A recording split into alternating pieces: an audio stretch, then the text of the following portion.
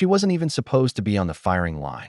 Maya knelt in the sand, sweat trickling down her back as she replaced the torn paper targets. Targets others had shredded with precision from 50 yards out.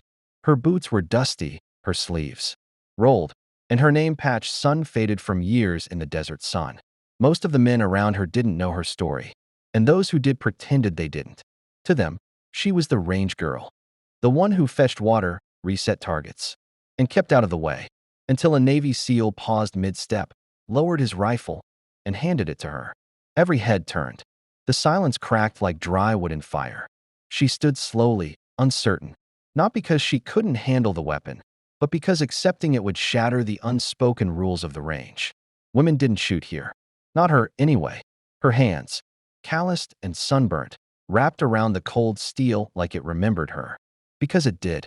3 years ago, Maya led reconnaissance missions through valleys where even shadows whispered betrayal.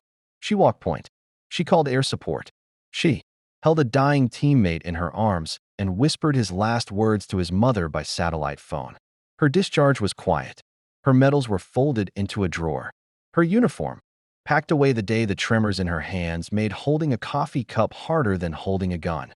Now she reset targets. And they let her, because that was easier than facing who she used to be. But the SEAL knew. He'd seen her name once on a briefing slide. Staff Sergeant Maya Brooks. Silver Star. Afghanistan. And now, seeing her stoop to fix what others had destroyed, something inside him shifted. So he gave her his weapon and stepped aside. No words. Just the kind of silence that meant this matters. Maya looked up, blinking. Against the sunlight.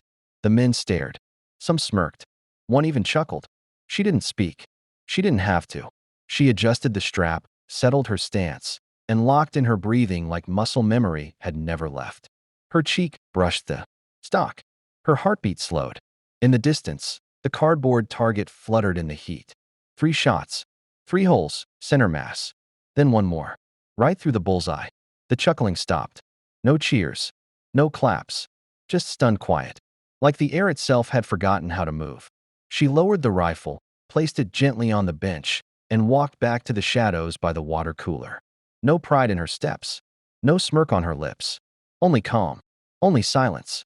One of the instructors stared at the target, then at her. "Who is she?" he whispered. The SEAL didn't answer.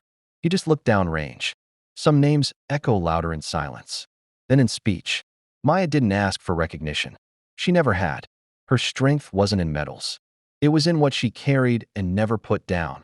Even when the world tried to make her forget she'd ever picked it up. The world will always try to hand you silence as punishment. But sometimes, silence is the loudest honor. She didn't need to prove herself. She just reminded them who she already was. Later that week, a laminated photo appeared in the corner of the range office. It showed Maya, younger, standing with her unit beside a helicopter that never came back. No caption, no ceremony, just respect, left unspoken. And the next time someone needed targets replaced, no one looked at Maya. They looked to the new recruit. Because some people have already done their share of shooting. If this story moved you, tell us where you're watching from. Have you ever met someone who carried silent strength? Share your story in the comments. And if you believe these stories matter, subscribe for more tributes to the unsung heroes who speak loudest without saying a word.